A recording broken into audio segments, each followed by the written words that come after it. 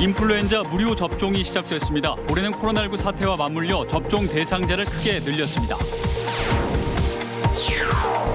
도내 전공의 대부분이 의료 현장에 복귀했습니다. 하지만 전공의들의 파업은 유보 상태로 단체 파업의 가능성은 아직 열려 있습니다. 공직선거법 위반 의혹으로 수사를 받고 있는 박재환 도의원이 의원직 사퇴서를 제출했습니다. 임기를 시작한 지 불과 5달 만입니다.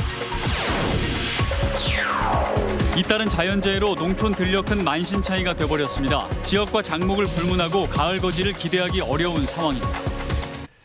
여러분 안녕하십니까. CJB 8시 뉴스 시작합니다. 아침 저녁으로 제법 선선해졌는데요. 어느새 독감 예방주사를 맞아둬야 하는 때가 돌아왔습니다.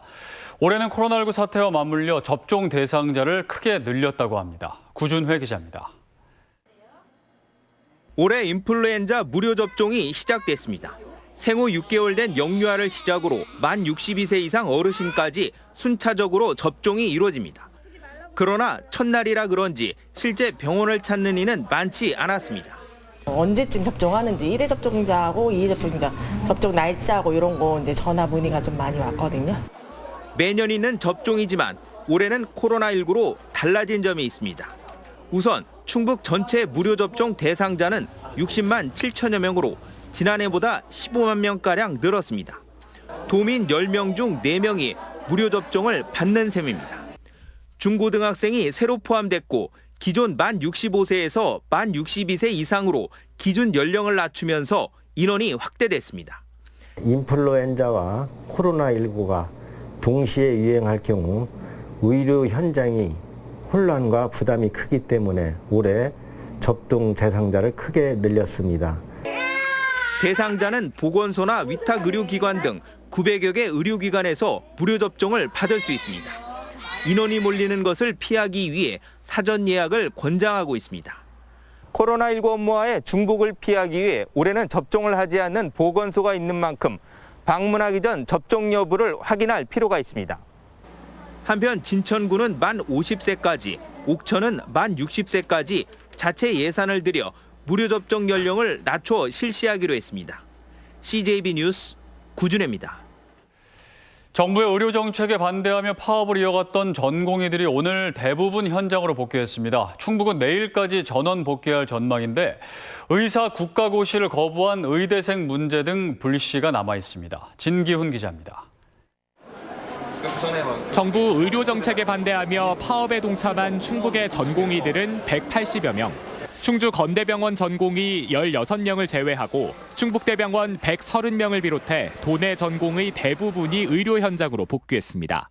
파업 기간 동안 교수들이 전공의들의 업무를 대신하면서 의료 현장도 혼선을 겪었는데 충북대병원의 경우 암이나 응급 환자 등을 제외한 전체 수술의 30%와 선별진료소 운영 등이 차질을 빚었습니다.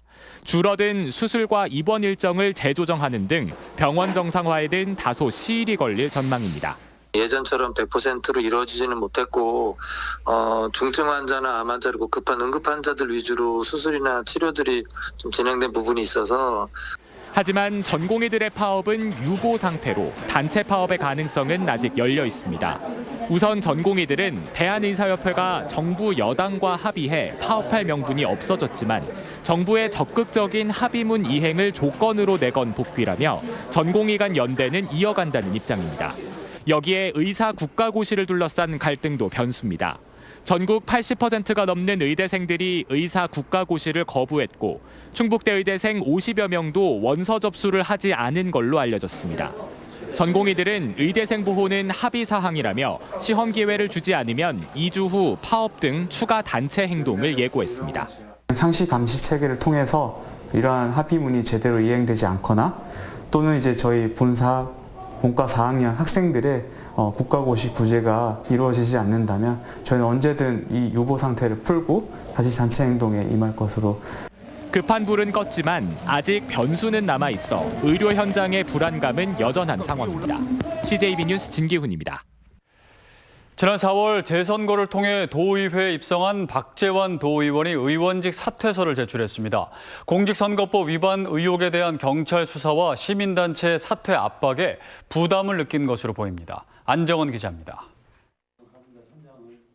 지난 4.15 총선과 동시에 치러진 보은군 도의원 재선거에서 당선된 박재원 도의원이 오늘 의회 사무처에 의원직 사퇴서를 제출했습니다. 임기를 시작한 지 불과 5달 만입니다. 박 의원은 선거운동 과정에서 보은 지역 이장들에게 금품과 식사를 제공한 혐의로 경찰 수사를 받아왔습니다. 경찰은 일부 이장들도 조사를 마쳐 박 의원의 혐의를 어느 정도 입증한 것으로 전해졌습니다. 보은군 도의원 재선거는 하유정 의원이 사전 선거운동으로 벌금 100만 원을 최종 선고받고 중도 낙마하면서 치러졌습니다. 그런데 재선거에서 당선된 의원이 또다시 선거법 위반 의혹이 불거지자 시민단체는 박재원 의원의 사퇴를 강하게 촉구해왔습니다. 박재원 의원은 소속 정당인 국민의힘 충북도당에도 탈당계를 제출한 상태로 내일 자신의 거취에 대해 공식 발표하겠다고 밝혔습니다. 일괄적으로 정리하는 것이 주일 중이에요. 이제 내일 정도 되면 결론을 낼 겁니다. 당연히 그만둬야죠. 도의원 중도 사퇴는 음성군수 선거에 출마한 3년 전 최병윤 의원 사례를 제외하면 유례를 찾기 힘듭니다. 박재원 의원 사퇴는 오는 16일 열리는 본회의에서 출석 의원 과반이 찬성하면 처리됩니다. CJB 뉴스 안정은입니다.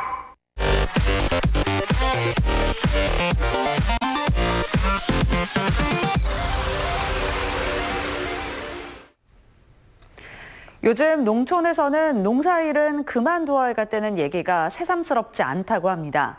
궂은 날씨가 이어지면서 지역과 장목을 불문하고 뭐하나 가을 거지를 기대하기가 힘들어졌기 때문입니다.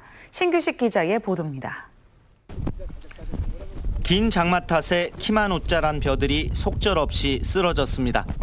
일조량이 턱없이 부족해 벼를 세운들 헛수고에 그칠 가능성이 큽니다.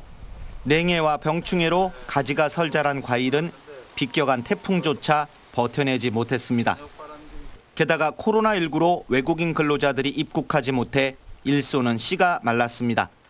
2달 가까이 계속된 장마와 폭우 그리고 태풍까지 잇따른 자연재해로 농촌 들녘은 만신창이가 돼버렸습니다. 너무 아프죠. 근데 그렇다고 또 어디에다 표현할 수도 없고 또 그냥 혼자 삭히는 거죠. 궂은 날씨 탓에 논에는 도열병이, 과수원은 갈반병이 열매와 농심을 갉아먹고 있습니다. 수확 시기가 다 되다 보니까 뭐 방제를 하거나 이런 것들은 최근에 뭐 PLS 관련해서 더 방제도 사실 어려운 상황들이 생기기 때문에 우려가 계속 많은 건 사실입니다. 지역과 장목을 불문하고 일찍이 경험하지 못한 시련을 겪고 있는 겁니다. 농가에서는 소득이 없는 그런 농가도 많다고 보시면 되고요. 금년도에 우리 과수농가들은 상당히 힘든 한 해를 보낼 겁니다. 상황이 심각합니다. 아주. 이런 가운데 추석 명절 차례상에 올리는 홍로 사과의 출하량은 지난해의 절반에도 못 미칠 전망입니다. CJB 뉴스 신규식입니다. 기획재정부가 한 차례 보류했던 2022년 괴산 세계 유기농 엑스포 국제행사 승인 여부가 빠르면 올해 안에 결정될 전망입니다.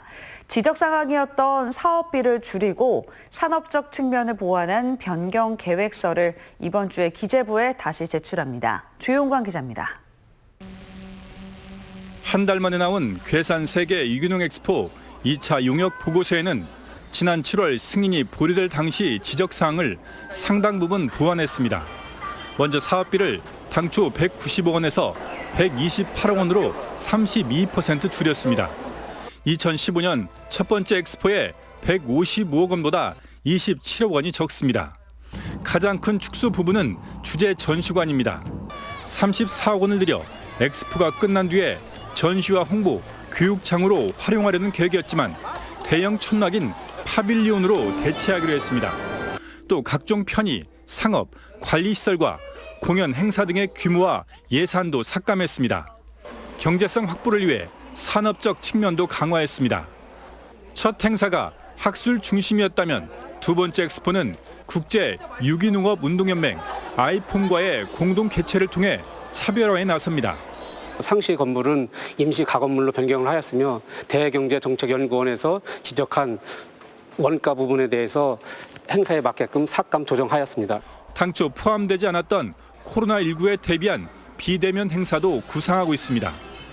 포스트 코로나 시대 유기농의 가치라는 소주제를 다시 설정하고 유기농 치유 프로그램도 신설하기로 했습니다. 코로나가 발생되면서 저 유기농 식품이 급등하게 이제 많이 매출이 늘어나고 있는 상황이고 또 유기농이 그러면서 곽광을 받고 있는 그런 상황입니다. 기대대로 올해 안에 국제 행사로 승인될 경우 두 번째 괴산 세계 유기농 산업 엑스포는 1회 때보다 일주일 줄어든 2022년 9월 30일부터 17일간 열립니다. CJB 뉴스 조용광입니다. 충북에서 코로나19 확산세가 이번 주 들어 주춤하고 있습니다. 지난달 23일 하루 확진자가 10명이나 발생했던 충북은 28일에도 6명이 확진되는 등 불안한 양상을 보여오다 이번 주 들어선 지난 6일에 확진자가 1명도 없었고 어제도 확진자 수가 1명에 그쳤습니다. 오늘도 충북에서는 진천군에서 1명의 확진자만 나왔습니다. 충청북도는 강력한 사회적 거리 두기가 효과를 나타낸 것이라며 철저한 방역 수칙 준수를 당부했습니다. 청주시가 확진자 동선 미공개에 대한 일부의 불만을 의식해 미공개 기준과 이에 대한 시민들의 이해를 당부했습니다. 청주시는 확진자가 다녀간 곳이라도 해당 공간 내 모든 접촉자를 파악해 역학조사와 소독을 마친 경우 사생활 침해 논란과 경제적 피해를 고려해 공개하지 않고 있다고 밝혔습니다. 또 공개한 정보 역시 확진자가 마지막 접촉자와 접촉한 날부터 14일이 지나면 삭제한다고 설명했습니다. 증평 로터리 클럽이 코로나19 극복을 위해 증평군 보건소에 마스크 3천여 장을 기탁했습니다. 증평 로터리 클럽은 코로나 바이러스를 막는 최고의 백신은 마스크 쓰기라는 방역 당국의 호소가 실생활에서 빈틈없이 준수되려면 취약계층 등에게 마스크 보급이 필요하다는 판단에 따라 마스크를 기탁하게 됐다고 밝혔습니다. 이상천 제천시장은 오늘 입장문을 발표하고 한국철도공사 충북본부를 대전 충남본부로 통폐합하려는 계획을 전면 백지화할 것을 강력히 요청한다고 밝혔습니다. 이 시장은 코레일이 경영 실패의 책임을 1,100억 원의 수익을 창출하는 충북본부에 전가하려는 상황이라며 충북본부를 대도시인 대전 충남본부로 통폐합하는 것은 지역 균형 발전을 역행하는 시대착오적 발상이라고 주장했습니다. 청주, 충주에 이어 제천시가 도내에서 세 번째로 예산 1조 원 시대를 열었습니다. 제천시는 사상 최대 예산인 1조 503억 원의 추경 예산안을 의회에 제출했다고 밝혔습니다. 이상으로 CJB 8시 뉴스를 모두 마칩니다. 시청해주신 여러분 고맙습니다.